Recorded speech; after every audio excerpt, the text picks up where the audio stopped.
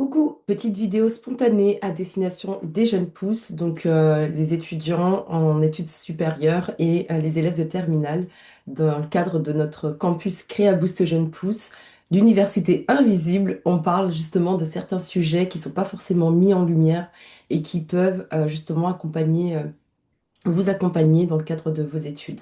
Aujourd'hui, petite capsule vidéo rapide, spontanée sur le cerveau droit et le cerveau gauche. On en entend souvent parler. Est-ce que tu es plutôt cerveau droit, cerveau gauche, etc. Qu'est-ce que ça veut dire? Qu'est-ce que ça recouvre? Et est-ce qu'on est réellement l'un ou l'autre? Ou est-ce qu'on n'est pas totalement les deux finalement, mais qu'il y en a un qui est plutôt dominant vis-à-vis de l'autre?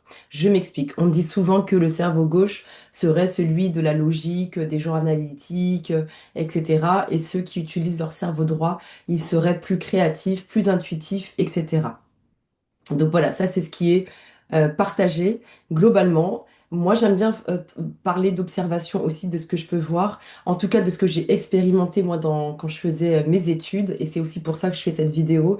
C'est pour justement vous donner quelques clés et quelques lectures de mon observation. C'est que quand on est plongé dans nos études, dans tous les cas, c'est le cerveau gauche qui domine, dans le sens où on est tout le temps en train d'absorber justement des connaissances théoriques, des choses qu'on nous donne à apprendre, un cadre bien précis, il faut vraiment rester dans le cadre, etc.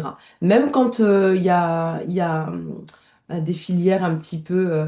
alors moi, j'ai pas été dans ces filières-là, mais même en échangeant avec certains étudiants qui sont dans des filières, qui ont fait, pardon, des filières un petit peu artistiques, etc., il y avait toujours ce cadre, une rigueur, une logique, des choses qui étaient attendues. Donc voilà.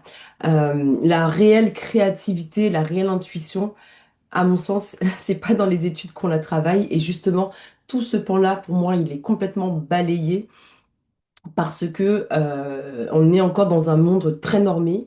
L'éducation nationale, la façon dont c'est fait aussi au niveau de la pédagogie, de la manière dont on amène les sujets, c'est très normé de toute façon. On parle bien de programme national, on parle bien d'éducation nationale avec euh, des programmes qui sont pensés en amont.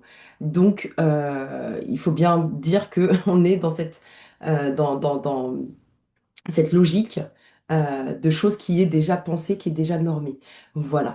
Donc, moi, je voulais vous attirer l'attention sur le fait de pouvoir aussi travailler votre cerveau droit, justement, l'imagination, la créativité. Ça va passer par vous-même, par des temps de ressourcement que vous allez pouvoir avoir avec vous-même, explorer des choses créatives aussi que vous allez pouvoir faire. La créativité, je le souligne, je le rappelle, c'est pas forcément le dessin, c'est pas forcément juste prendre quelque chose et dessiner. La créativité, vraiment, il y a pléthore de choses qu'on peut faire pour faire appel à notre créativité. Euh, Ça passe pas forcément par l'art. Donc, je ferai différentes capsules, je pense, sur la créativité pour aller en profondeur sur ça, sur ce qu'on peut faire aussi pour la développer, pour développer un petit peu ce côté de notre imagination, etc. Mais en tout cas, ce que je voulais partager, c'est que à l'heure actuelle, il me semble, hein, dans l'observation que j'ai pu faire et de moi-même quand j'étais étudiante, c'est vraiment le cerveau gauche qui domine. Et c'est un peu dommage parce que tous les trésors du cerveau droit, justement, cette créativité, etc., elle est mise à mal. Et de toute manière, si on observe vraiment le monde, il fonctionne dans ce sens. C'est vraiment cette logique qui domine. Euh, et il y a peu d'espace justement pour travailler cette créativité, laisser son intuition nous guider, etc. On est dans un monde très rationnel. En tout cas, voilà, c'est mon observation. N'hésitez pas à partager vos observations. Je serais ravie de vous lire en commentaire aussi. Est-ce que vous avez la même que moi? Est-ce que vous avez une version, une observation différente de la mienne? C'est toujours enrichissant aussi de lire les personnes. Donc n'hésitez pas à partager. Je vous souhaite une très belle journée, matinée, soirée, peu importe le moment à laquelle vous visionnez cette vidéo et je vous remercie pour votre attention.